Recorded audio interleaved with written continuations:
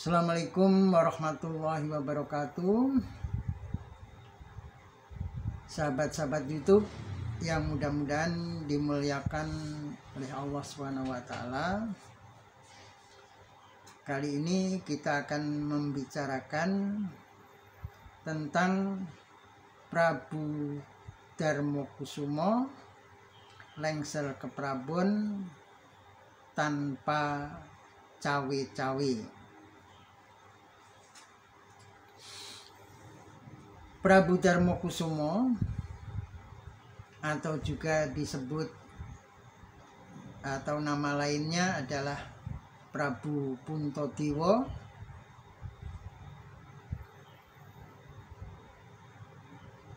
pembarep dari keluarga Pandawa.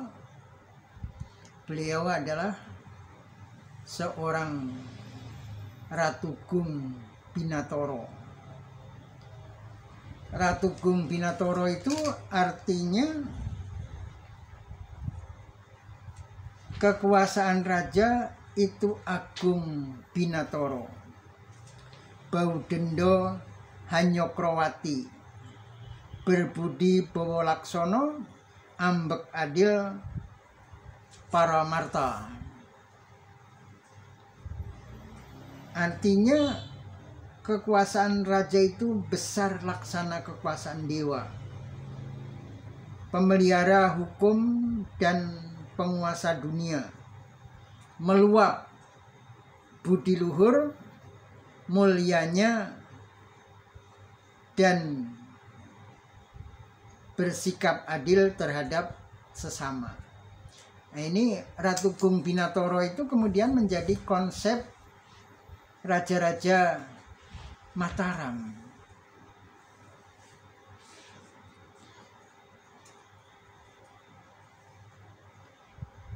Prabu Darmokusumo ketika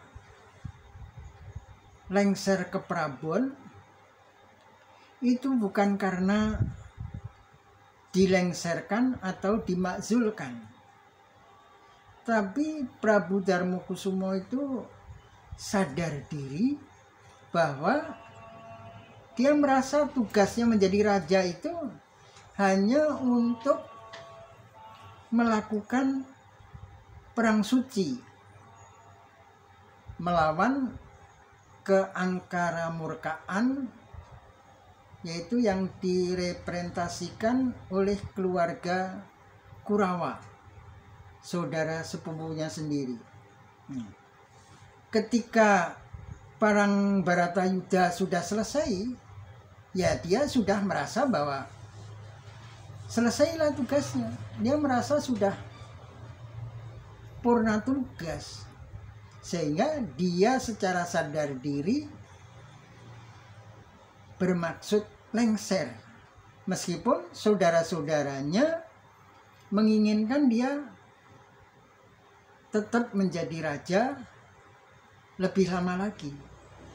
Tapi kembali lagi karena beliau merasa tugasnya sudah paripurna, melaksanakan perang Baratayuda sudah selesai, ya maka dia sebagai orang yang kalau kata orang Jawa, iso rumongso ora rumongso iso, artinya bisa merasa, bukan merasa bisa. Nah, orang sekarang kebalik, nggak bisa merasa bahwa dirinya itu tidak lebih baik dari orang lain, tapi sebaliknya malah merasa bisa, sehingga dia ingin mendikte orang lain, ingin mengarahkan orang lain. Nah, Prabu Darmokusumo ini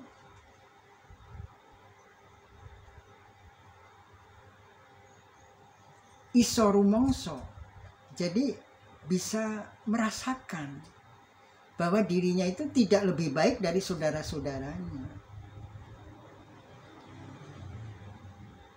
Jadi, dan dia juga tidak merasa bisa, tidak merasa pandai dibandingkan dengan saudara-saudara yang lain. Makanya dia tidak melakukan cawe-cawe. Prabu Darmakusumo tidak melakukan cawe-cawe. Nah, ini meskipun cerita dalam wayang, tapi ketahuilah bahwa wayang itu bagi orang Jawa loh ini, orang Jawa. Bagi orang Jawa atau yang merasa Jawa, itu sering menyebutnya wayang itu tontonan, ya tuntunan. Jadi sesuatu yang biasa ditonton atau apa? Ya kalau sekarang seperti sinetron, itulah tontonan sinetron. Tapi bisa dijadikan tuntunan, bisa dijadikan ya bagaimana menjadi orang baik. Itu bagi orang Jawa atau yang merasa Jawa, atau dia Jawani, kecuali orang yang kata orang Jawa dasar wong Rajowo. Nah, itu sebenarnya kalau orang Jawa sudah mengatakan dasar wong Ranjowo, itu orang Jawa, tapi sudah tidak Jawani, itu disebut dasar wong Rajowo, orang Jowo. Nah, itu orang Jawa yang tidak bisa menjadi orang Jawa lagi. Nah, ini sebagai orang Jawa, jadi wayang itu sebagai tontonan sekaligus tuntunan bagi orang Jawa. Nah, jadi pangripto, pengarang atau penggubah cerita wayang ini sudah membuat cerita sedemikian rupa untuk bisa dijadikan tontonan, hiburan, tapi juga sekaligus menjadi petunjuk, menjadi tuntunan bagi orang Jawa. Jadi orang Jawa itu kalau menjadi raja seperti ini, menjadi lurah seperti ini, menjadi lurah. Lurah itu apa sih? Dalam Kiroto Basa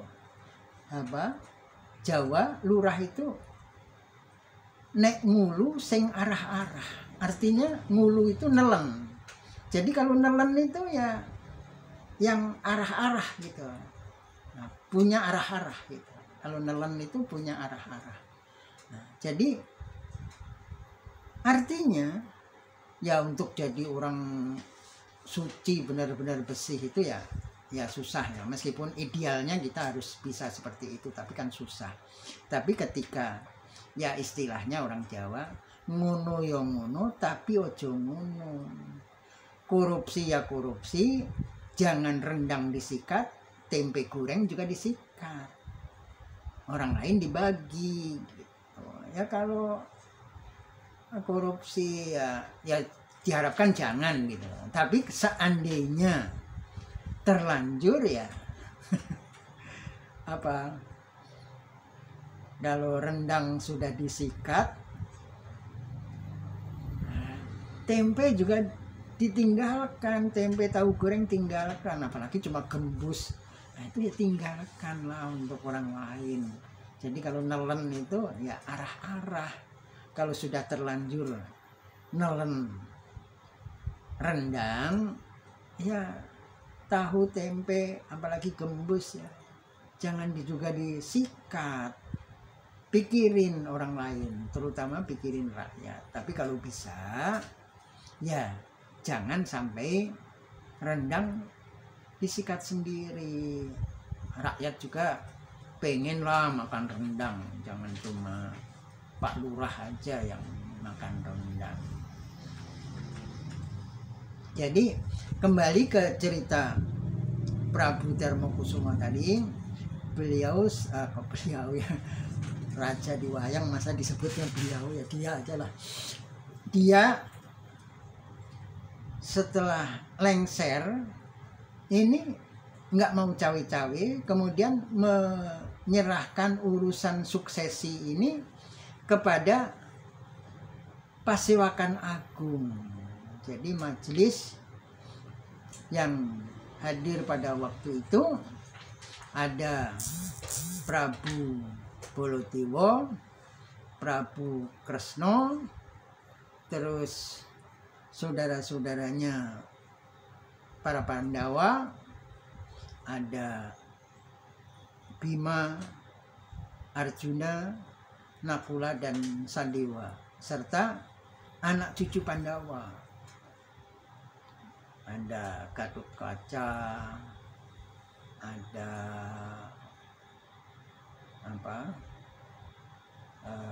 cucunya yaitu ada Parikesit, dan anaknya sendiri, anak dari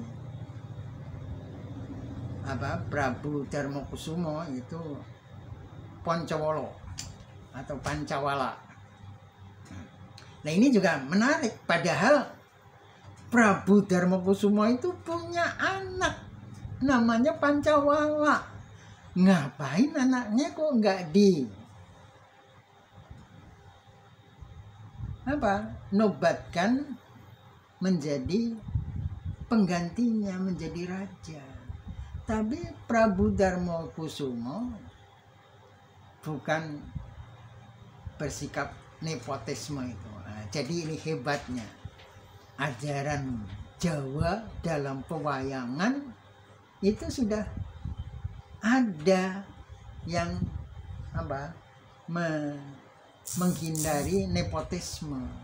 Nah, padahal dalam cerita-cerita wayang yang lain yang masih menggunakan sistem pemerintahan monarki itu ya otomatis sang raja uzur, meninggal atau digantikan oleh putra mahkotanya. Tapi ini Prabu Darmakusumo ini tidak mau mengangkat anaknya sebagai penggantinya, tapi menyerahkan ke Pasewakan Agung. Nah selanjutnya di Pasewakan Agung itu kemudian ditawarkan juga pada Bima. Tapi Bima ini nggak ambisi. Kalau Bima ambisi, dia sudah punya kerajaan sendiri. Pringgondani itu kan ditaklukkan oleh Bima. Jadi begitu Prabu Harimbo nantang Bima untuk adu kesaktian, atau Prabu Harimbo itu meskipun raja raksasa tapi bersikap kesatria, seperti kalau di Jepang itu kalangan samurai. Kalangan samurai itu pantang kalau punya saudara perempuan, kemudian saudara perempuan itu diambil begitu saja oleh anak muda lain gitu, atau anak muda yang bermaksud menikahi saudara perempuannya. Itu nggak boleh secara cuma-cuma gitu, itu harus menunjukkan kehebatannya. Nah, sehingga harus bisa menaklukkan saudara lakinya. Nah, jiwa samurai ternyata dalam pewayangan aja seperti itu. Bima menakluk Prabu Harimbo tidak mau menyerahkan adiknya Harimbi kepada Bima, kecuali Bima harus bisa menaklukkan dirinya. Akhirnya terjadilah perang tanding dan Harimbo gugur. Nah itu sebenarnya sudah otomatis Bima ini sudah melakukan bedah negoro, menaklukkan Raja Harimba atau Raja Pringgondani, sehingga otomatis rajanya itu Bima. Jadi Bima mendapat kerajaan dan juga mendapat Harimbi. Tapi Bima nggak egois untuk menjadi raja. Nah, kerajaan itu kemudian diserahkan kepada Arimbi. Nah, jadi ketika ditawarin untuk menggantikan Prabu Darmokusumo, Bima juga bilang gemang, nggak mau. Selain itu alasannya dia nggak bisa duduk, dia nggak bisa berbahasa halus kecuali ketika ngadepin Dewa Ruci. Itu Bima terpaksa bisa berbahasa halus, kromo inggil. Selebihnya dia nggak bisa melakukan kromo inggil kepada orang lain, meskipun termasuk pada dewa juga banyak yang dia tidak menggunakan bahasa halus, nggak bisa berbahasa halus, nggak bisa duduk di dampar kencono, karena Bima itu dalam jejeran itu selalu berdiri. Dia menolak dengan alasan itu. Terus kemudian oleh Kresna ditawarkan pada adiknya, yaitu Arjuna. Nah, ini Bima yang ngomong, akhirnya yang menolak, nggak setuju kalau Arjuna jadi raja. Arjuna ini kan lanangane jagat. Nah, jadi ya nanti rakyatnya habis setiap ada gadis yang klimis langsung dikawinin, ya habis untuk Arjuna semua. Selain itu juga Arjuna ini suka bertapa berminggu-minggu. Lah bagaimana kerajaan kalau rajanya bertapa melulu di istana cuma 1-2 hari bertapa, 2 minggu di kerajaan seminggu bertapa 3 bulan, kan kacau. Ditolak oleh Bima, nggak setuju. Jadi akhirnya jatuhlah kepada cucu Parikesit. Ini karena sebenarnya dulu yang digadang-gadang untuk penggantinya Prabu Darmakusuma itu adalah Abimanyu, anaknya Arjuna. Tapi Abimanyu gugur di medan peperangan Bharatayuddha. Akhirnya cucunya inilah yang kayaknya pantas untuk menggantikan Prabu Darmokusumo menjadi raja. Akhirnya dinobatkanlah ya sebelumnya tentunya ditanya persetujuan Pasewakan Agung ini, ya ternyata semuanya setuju kalau Parikesit diangkat menjadi raja Astinapura menggantikan Prabu Darmokusumo, sehingga kemudian Parikesit dinobatkan dalam lakon Parikesit Jumeneng Ratu. Nah, inilah cerita pewayangan yang menarik Prabu Darmokusumo dalam suksesi memilih penggantinya tanpa cawe-cawe. Mudah-mudahan ini bisa jadi mengingatkan lagi memori kita sebagai orang Jawa. Ternyata Ratu Gung Binatoro dalam dunia pewayangan yang menjadi tontonan dan tuntunan orang Jawa ini sudah mengajarkan orang itu jangan gampang cawe-cawe lah. Banyak orang pintar, orang lebih arif di sekitar Anda. Jadi inilah contoh yang paling baik, mudah-mudahan bermanfaat bagi kita semua. Assalamualaikum warahmatullahi wabarakatuh.